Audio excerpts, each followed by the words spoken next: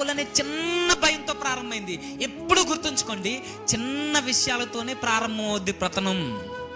చిన్న చిన్న తలంపులతోనే చిన్న అబద్ధం, చిన్న తప్పు, చిన్న అవినీతి అనే అనుకుంటాం, కానీ అది పెద్ద పతనానికి కారణం అవుతుందని మాత్రం మర్చిపోవద్దు.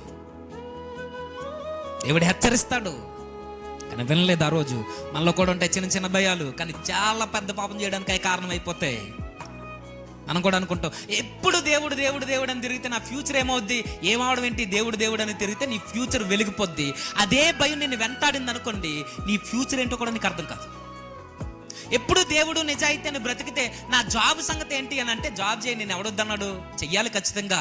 కానీ నా జాబ్ అని తిరుగుతూ దేవుడు దేవుడు అని చెబుతూ జాబ్ చేస్తున్నాం మన ఆఫీసులోనే మన ప్రభు కొరకు నిజాయితీగా నిలబడకపోతే నీ జాబు ఉండదు, నువ్వు ఉండవు ఒక రోజుకి.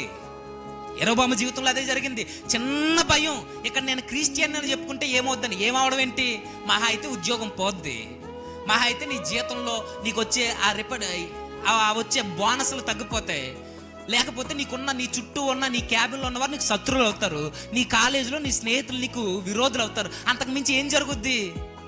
దేవుని కొరకు ఆయన పిలుపు, ఆయన వాగ్దానం మనకు ఉందని ధైర్యంగా మనకు తెలిసినప్పుడు చిన్న భయాలకి మన జీవితాలని పాడు చేసుకునేంత పెద్ద తప్పులు చేస్తున్నామని అంటే మనకన్నా అమాయకులు ఎవరు ఉండరు.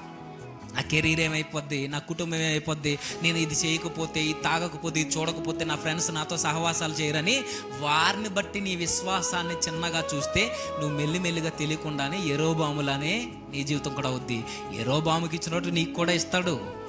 పాపం జరుగుతూ ఉండగానే ఆ ప్రవక్త వచ్చి చెప్పాడు వద్దు అని. అనలేదు. ఏమైంది? కుటుంబంలో కొడుకు చచ్చిపోయాడు అవియా. అప్పుడు కూడా చెప్పాడు, ఇదిగో నీ కుటుంబంలో ఇలాంటివి జరుగుతున్నాయంటే కారణం నువ్వు మానే ఇవన్నీ, నేను చెప్పినట్టు నా కట్టలను అనుసరించినట్టు వినలేదు. ఏమైంది? ఇశ్రాయేలు జరగకపోవడానికి కారణమయ్యాడు. ఇవన్నీ వచ్చే వారం విందాం. మనం కూడా జాగ్రత్త.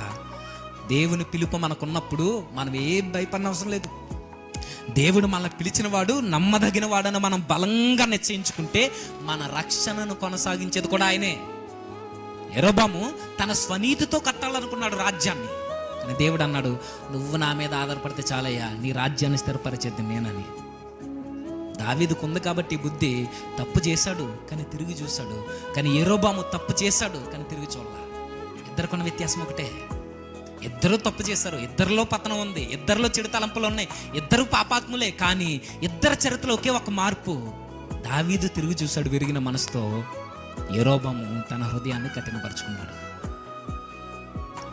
అందుకే తన కుటుంబం ఎలా శ్రమల పాలైపోయిందో, తన రాజ్యం ఎలా చెదిరిపోయిందో, 300 సంవత్సరాలు ఇశ్రాయేలీలు విగ్రహారాధన చేయడానికి ఎలా కారణమయ్యాడో వచ్చే వారం విందాం. అప్పటి వరకు మనం చేయాల్సింది మన ఫ్యూచర్ని బట్టి, మన జాబుల మీద, మన కెరీరు, మన కుటుంబాలు, మన స్నేహితులు ఏవో అయిపోతాయని ఇప్పుడే భయపడిపోయి పాపం చేయడానికి చిన్న చిన్న విషయాలే అని మీరు అనుకోవద్దు. చిన్న విషయమే, చిన్న ఆలోచన యెరోబాముది కుటుంబం లేకుండా పోయింది. మనం కూడా అంతే. చిన్న విషయమే కదా, ఏం కాదులే, చిన్న అబద్ధమే, చిన్న తప్పే, చిన్నగా చూడడమే, ఏమైపోతుంది, ఏం కాదులే, మరలా పశ్చాత్తాపడదాం అనే మనసు నీకు వస్తే కొద్ది రోజులకి ఆ మనసు మన నుండి పోద్ది. ఆ మనసు ఏమవుద్దంటే చివరికి కఠినమైపోద్ది. భయం దేవుని నుండి దూరం చేసేద్ది. యెరోబాము దగ్గర దేవుని వాగ్దానం ఉంది, అయినా భయం అతను నాశనం చేసింది. మీ భవిష్యత్, మీ కెరీర్, మీ కుటుంబం, మీ ఫెయిల్స్, లేదా మీరేదో అయిపోద్ది అనుకుని మీరు భయపడితే ఆ భయమే మిమ్మల్ని దేవుని నుండి దూరం చేస్తుంది. దేవుని మీద స్థిరంగా ఆధారపడితే ఆయనే నమ్మకంగా కడవరకు మళ్ళీ నడిపించేవాడని ఎన్నో వాగ్దానాలు ఉన్నాయి బైబిల్లో. నాయకత్వం వచ్చినప్పుడు లేదా సీనియారిటీ పెరుగుతున్నప్పుడు మనలో గర్వం రావచ్చు. యెరోబాములో వచ్చినట్టు జాగ్రత్త పడదాం. నీ మీద నువ్వు ఆధారపడి తీసుకునే నిర్ణయాలు ఖచ్చితంగా తప్పుదారి పట్టిస్తాయి. యెరోబాము అలానే చేశాడు. రాజ్యం పోతుందేమో అని భయపడ్డాడు. మనం కూడా అంతే. మన మీద మనం ఆధారపడుతూ మన సొంత నిర్ణయాలు తీసుకోవద్దు.